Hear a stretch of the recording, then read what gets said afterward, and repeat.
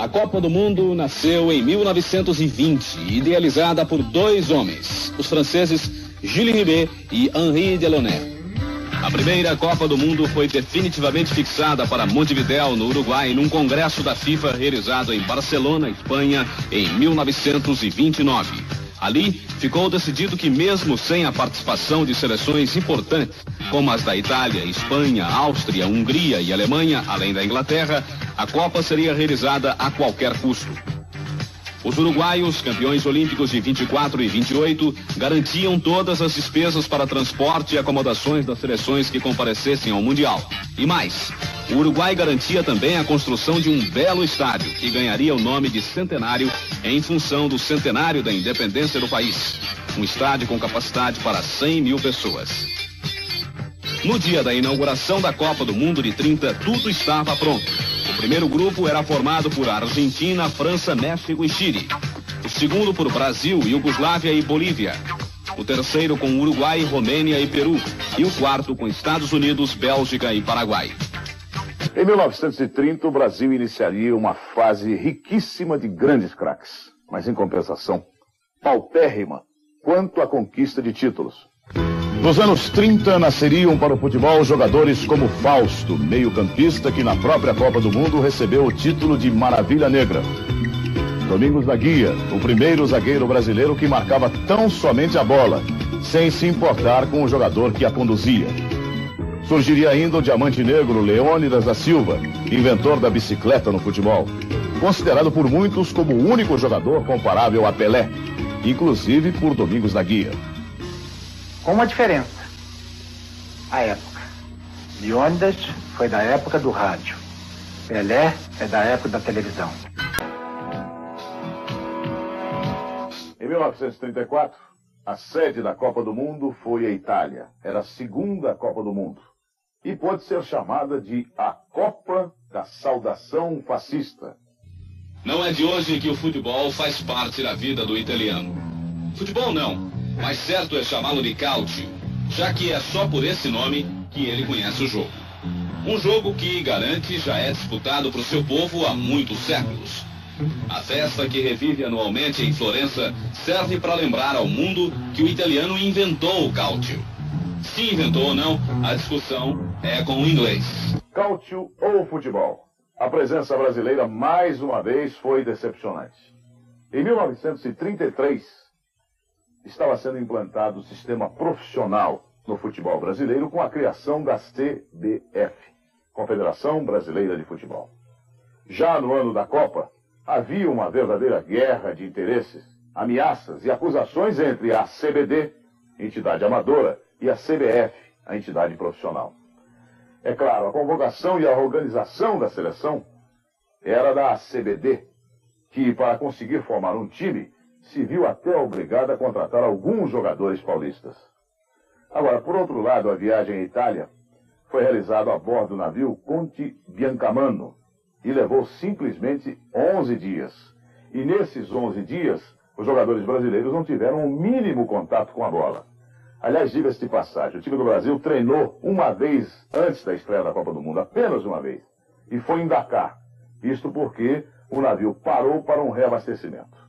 Claro que com tudo isso nós jogamos apenas uma vez na Copa do Mundo de 1934. E a Itália, com um time fortíssimo, muito bem preparado, conseguiu realmente o título. Foi ele o primeiro bicampeão mundial. E para ganhar esse título deixou de lado até inimizades mortais. Em meio à ditadura de Mussolini, o técnico Vittorio Pozzo teve todos os poderes para armar o melhor time do mundo. E não fez por menos. Formou o seu meio de campo com um deputado fascista, Ferrari IV, e por um ferrenho inimigo do regime, Giuseppe Meazza. Pozzo foi mais longe, nomeou Meazza como capitão do time. E Meazza deu o primeiro exemplo de que esporte e política não se misturam. Ele não apenas recebeu a Copa, como agradeceu com a saudação fascista. Tempos depois, Meazza foi um dos líderes partisãs na guerrilha que derrubou Mussolini. A decisão da Copa de 34 aconteceu na cidade de Roma. Lá jogavam Itália e Tchecoslováquia. Foi uma final realmente dramática. Agora, a maior curiosidade para nós brasileiros foi o fato da Itália ter inscrito um jogador na sua seleção com o nome de Amplilóquio Marques, o popular Filó. É claro que ele era brasileiro, ex-ponta direita do Corinthians. E mesmo não tendo jogado durante a Copa do Mundo, ele pode ser considerado e deve ser considerado como o primeiro jogador brasileiro campeão do mundo. Agora, o importante é o seguinte: vamos à final da Copa de 34. Mussolini, tal como outros ditadores, fomentou muitos esportes. Para ele, uma vitória da Squadra Azzurra significava também uma vitória política.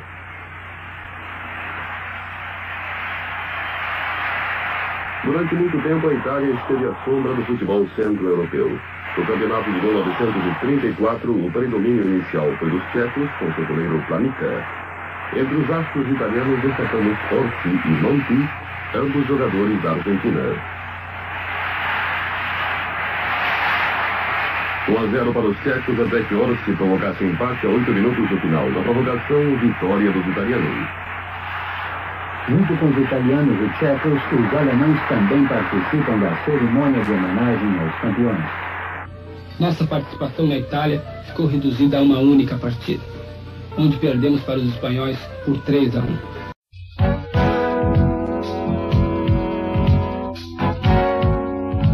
E pela primeira vez, uma boa participação do Brasil numa Copa do Mundo. Isto aconteceu na França, que foi o palco desta Copa, no momento em que a Europa estava às vésperas da Segunda Guerra Mundial. Nas Américas, países como Argentina, Colômbia, México, Costa Rica, Estados Unidos, El Salvador e Guiana Holandesa haviam desistido das disputas eliminatórias. E por isso classificaram-se apenas Brasil e Cuba. Nesta Copa, o futebol brasileiro, ele passou a ser visto com admiração e muito respeito, principalmente pelas atuações de Leônidas da Silva, aquele que inventou a bicicleta, que em 38 foi eleito o craque da Copa e o seu maior goleador. Ele fez 8 gols nesta Copa. Em 1938, finalmente, o Brasil conseguiu reunir seus melhores jogadores para formar a seleção que disputaria a Copa na França. Ninguém duvidava da vitória de um time formado por craques como Domingos da Guia, Romeu, Leônidas Perácio, Hércules, Tim, Patesco, Zezé Procópio e Jaú. Pela primeira vez, os brasileiros ouviriam a transmissão de partidas internacionais pelo rádio. O clima era de absoluta confiança. E quase fomos vítimas dessa confiança logo no primeiro jogo contra a Polônia.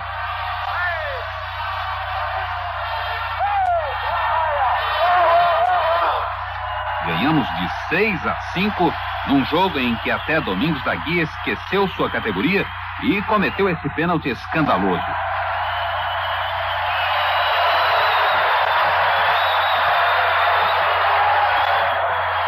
Depois de 2 jogos contra os tchecos, empatamos o primeiro e ganhamos o segundo, conquistamos o direito de ir à semifinal. Então, sem Leônidas, fomos enfrentar a Itália, a temível Squadra Azzurra, campeã de 34. Agora, por que o Brasil não foi campeão naquela época, em 38? O pessoal quis poupar você? Houve alguma... Não, houve muita conversa de bastidores em que o Pimenta tinha me poupado para o jogo da Itália, não sei o quê, e me lançou no jogo da Tchecoslováquia, onde eu me contundi e não pude jogar o jogo da Itália. Mas na realidade não foi isso, não. O sistema do Campeonato do Mundo naquela época era eliminatório. Não tinha esse negócio de jogar 3, 4 partidas, não. Jogou, perdeu, cai fora. Então era automático. Nós jogamos contra a Tchecoslováquia, jogamos contra a Polônia, decidimos na prorrogação. Ganhamos de 6-5. Jogamos contra a Tchecoslováquia, tivemos que realizar 2 jogos, que nem na prorrogação decidiu. Às 2 horas de futebol terminou o partido empatado. Então houve um terceiro jogo, que foi 48 horas depois. Então o Pimenta não tinha centroavante, porque o centroavante, meu reserva, não tinha condição de jogo, era o Nijinho. Ele estava inscrito pela Federação Italiana, era considerado jogador italiano, e equivocadamente o Brasil levou o Nijinho para a Copa do Mundo, mas acreditando que eu pudesse jogar todas as partidas. Quando veio esse princípio de lesão no jogo contra a Tchecoslováquia, que nós jogamos 2 horas. Pimenta disse, não adianta poupar você. Se for poupar para o jogo da Itália quinta-feira, se nós perdermos na terça-feira, não adianta poupar você que não vamos jogar contra a Itália, então vamos correr o risco.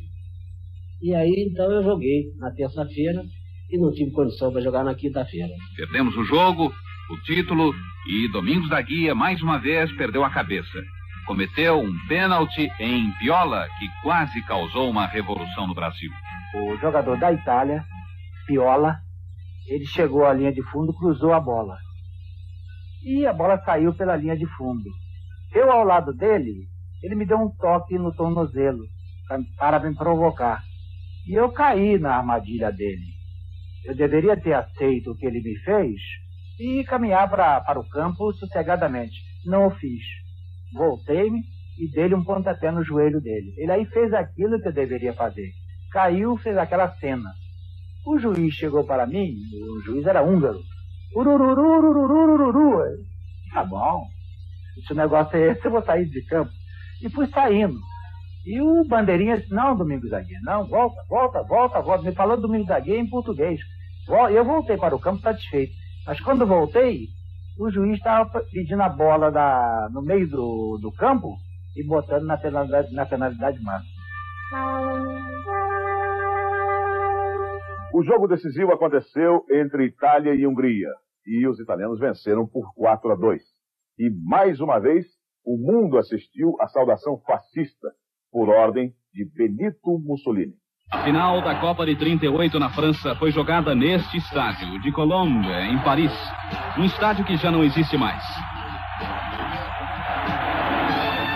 O ônibus da delegação italiana chega ao estádio de Colombe depois de ter feito o trajeto do hotel ao estádio por 2 vezes.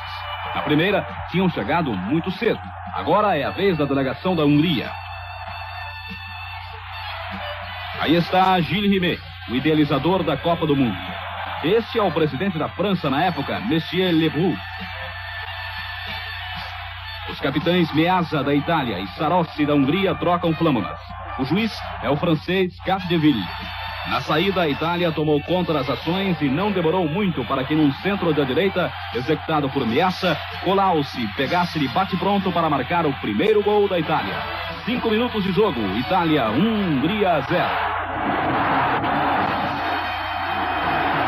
Mas, menos de 1 minuto depois, a Hungria conseguiu o empate. Schass lançou para Sarossi, que desviou para o chute de Tchitchkos. Hungria 1, Itália 1.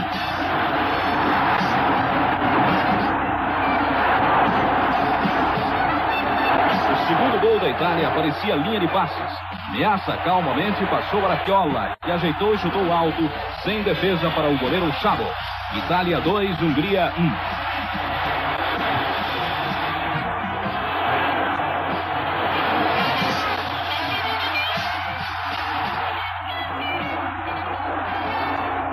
Faltavam 10 minutos para terminar o primeiro tempo. Meazza lançou Colalci pela esquerda. Colalci avançou, marcado por Polgar, e de dentro da área chutou cruzado no canto. Itália 3, Hungria 1. No segundo tempo, tanto o goleiro da Itália, Olivieri, quanto o goleiro da Hungria, Chabo, apareceram com destaque, com belas defesas.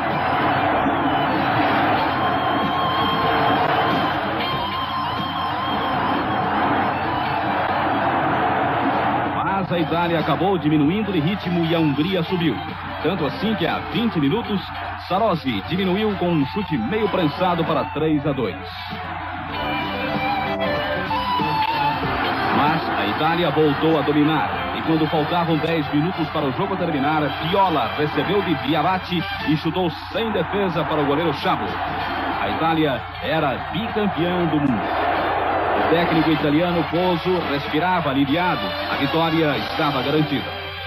Os jogadores comemoraram a vitória e quando Meazza, capitão da Itália, foi receber a taça Gilles Rimet, não se furtou a uma saudação típica do governo de Benito Mussolini.